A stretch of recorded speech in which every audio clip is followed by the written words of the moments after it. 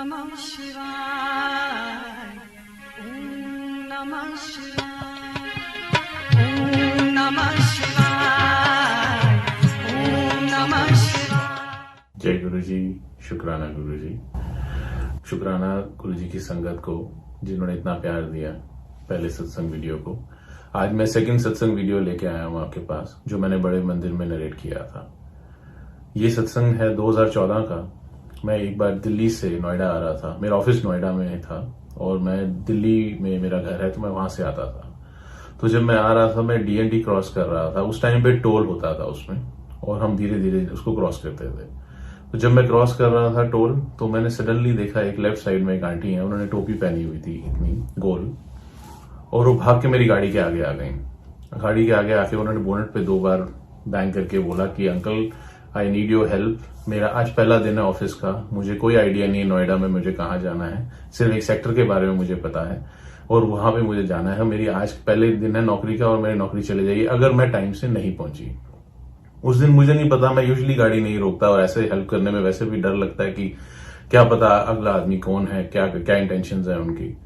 But फिर भी उस दिन कुछ हुआ कि मैंने उनको अलाउ कर दिया। मैंने कहा आप बैठ जाइए, मैं आपको छोड़ देता हूँ।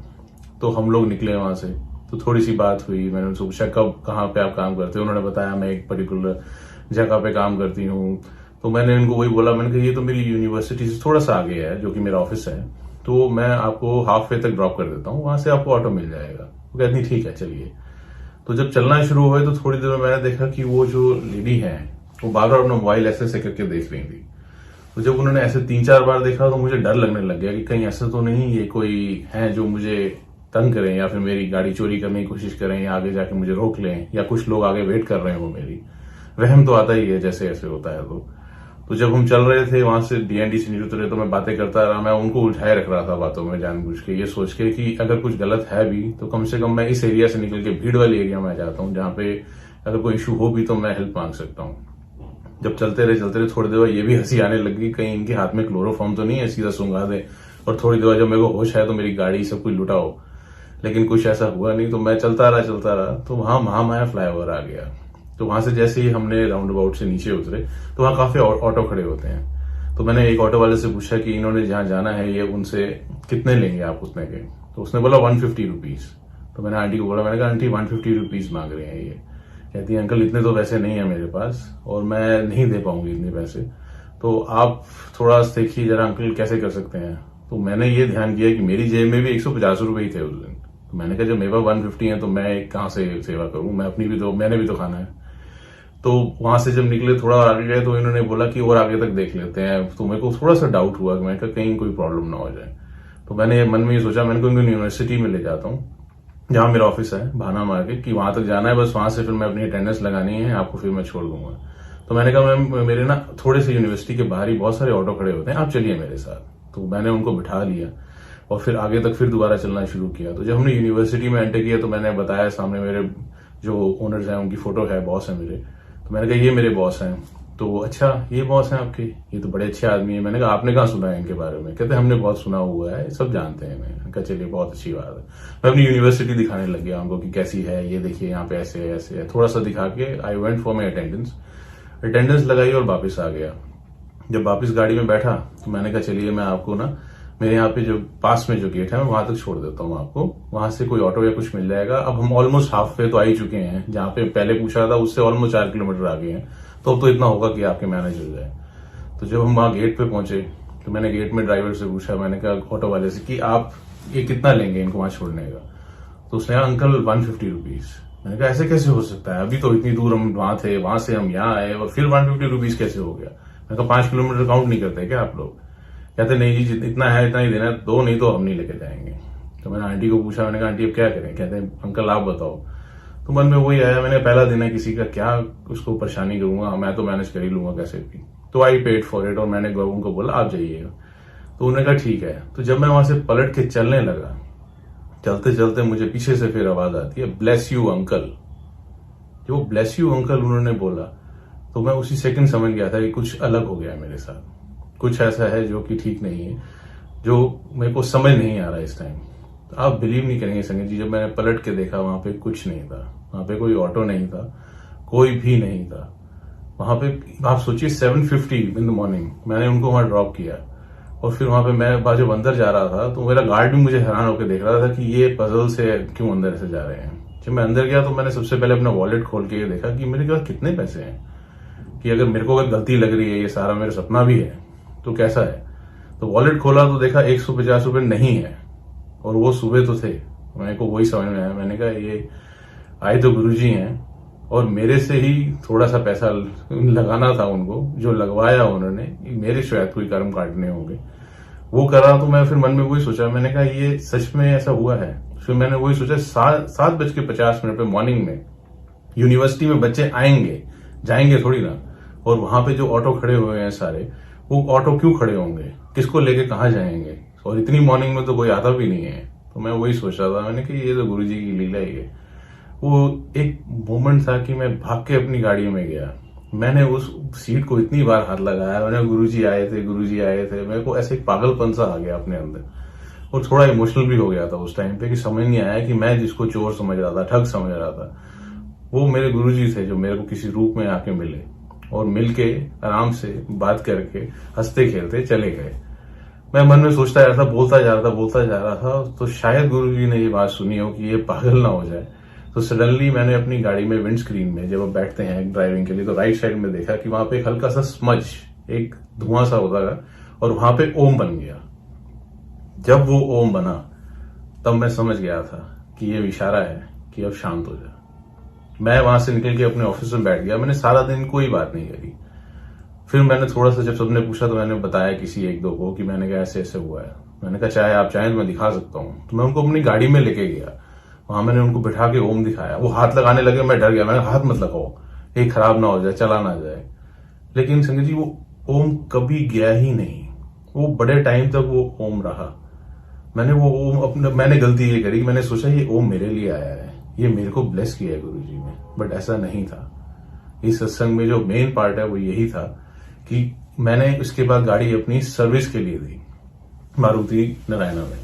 तो जब मैं वहां गया तो वहां पे जब मैं देने लगा गाड़ी, तो वहां पे एक सर्विस एडवाइजर थे, तो वो थोड़ा नास्तिक टाइप के थे, उनको ज्यादा बिलीव नहीं होता था। तो बातों बातों में मैंने वैसे ही बोला इस एरिया को ना जरा देखिए, ये ना यहाँ पे एक ओम बना हुआ है, बड़ा अच्छा लगता है मुझे कि मेरी गाड़ी में ओम है और ये कभी हटता नहीं है।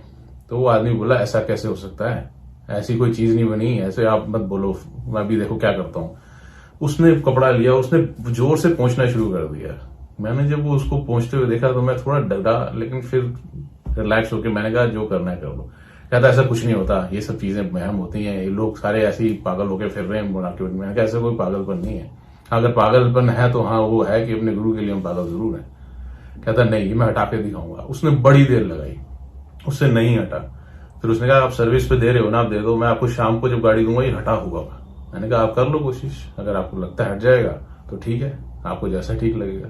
कहता ठीक है। तो शाम को मुझे 5:30 बजे फोन आता है, आ जाइए आपके लिए करिश्मा तैयार है। मैंने कहा क्यों? कहता आपका ओम हट गया है। तो मैंने कहा ओम हट नहीं सकता, मैं मान ही नहीं सकता। मैं गया उसके पास, जब मैं वहां जाके देखा तो हाँ जी वहां ओम नहीं था। तो मेरे मन में ऐसा आया, मैंने कहा गुरु मेरे को कभी हरा नहीं सकता, मेरा गुरु मेरे साथ हमेशा खड़ा होता है। मैं जब गाड़ी में दोबारा बैठा तो फिर हल्की सी, गर्मियों के दिनों में जैसे आपकी गाड़ी में, सर्दियों में जैसे आपकी ओस जम जाती है, गर्मियों के दिनों में वैसी हल्की सी ओस वहां पे फिर दोबारा जमी और उसमें दोबारा ओम बन गया। जब दोबारा ओम बना तो मैंने उसको आवाज मारी, मैंने कहा इधर आओ।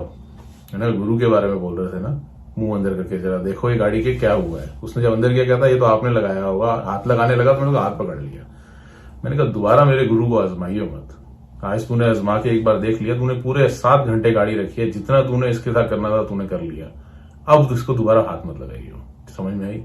मैंने कहा मेरे गुरु के आगे मेरे सामने मेरे गुरु की बात मत करियो। उसका हाथ झटकाया और मैं घर आ गया। मैं एक्चुअली में काफी ट्रैवल करता था अपनी गाड़ी में, तो मेरी सर्विस थोड़ी गाड़ी की फ्रीक्वेंटली होती थी। तो 3 से 4 महीने बाद जब मैं दोबारा गया उस आदमी के पास, उस जगह पे, तो जब मैंने वहां गाड़ी खड़ी करी तो लकीली उसी आदमी को मेरी गाड़ी का सर्विस एडवाइजर बनाया गया। तो जब वो आदमी आया तो मैंने उस आदमी को वही पूछा, मैंने कहा हाँ जी आज तो नहीं मिटाओगे? कहता हाथ, तो उसने हाथ जोड़ लिए। मैंने कहा क्या हुआ? कहता ये उस दिन जो हुआ था उसने मेरी जिंदगी बदली है। मैंने कहा क्यों, क्या हो गया उस दिन तुम्हारे को? तुम तो बड़ा चैलेंज कर रहे थे गुरुजी को। कहता नहीं, उस दिन के बाद मैंने गुरुजी को मान लिया। मैं वो आदमी था जो सारा दिन ये सोचता था शाम को हो और मैं वो दारू पीऊं जो सबसे महंगी हो। कहते मैं अपने घर का सारा पैसा खराब करने लग गया था, मैं दारू पीता था और एक शौक पाल लिया था कि मैं महंगी से महंगी दारू पीऊं। लेकिन उस दिन एक ऐसा नशा चढ़ा कि मैंने दारू छोड़ दी है। अब मैं गुरुजी के बड़े मंदिर भी जाता हूँ, अब मैं उनके आगे माथा टेकता हूँ। अब मुझे आप प्लीज उनका कुछ किताब हो जिसको मैं पढ़ सकूं। और मैंने कहा ठीक है, मैं समझ गया ये ओम मेरे लिए नहीं था, गुरुजी को ब्लेस करना था किसी संगत को और उनको बताना था कि वो हैं। हमारे थ्रू वो किस किस को ब्लेस करते हैं हमें कभी पता नहीं चलता, लेकिन वो हमारे को आते हैं, मिलते हैं, किसी रूप में मिलके चले जाते हैं, हमें नहीं पता चलता। मेरे किस रूप में आए वो मैंने देखा, लेकिन हम सब के रूप जिंदगियों में वो एक रूप में जरूर घूमते हैं, वो है हमारे माँ बाप के रूप में। मेरे को वो इसलिए पता है क्योंकि मेरे फादर ने जब मैं पैदा हुआ था, मुझे पता है तब 1984 के रॉइट्स हुए थे, तो उन्होंने अपनी जैकेट में मुझे रखा था और मेरी मदर को बोला कि इसको तो मैं बचाऊंगा, बाकी का मैं देख नहीं सकता।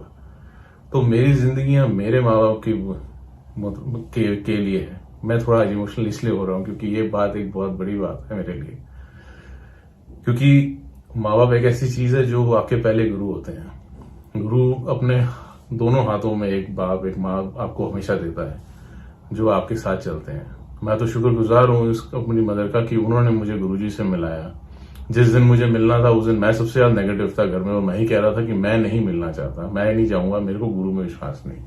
उन्होंने मुझे प्यार से बोला, भोले होके रहते हैं, नीवा होके रहते हैं, अच्छे से रहो, अच्छे बच्चों की तरह जाओ और वहां जाके मिल के आओ। मैंने कहा ठीक है, आपने कहा तुम चलते हैं।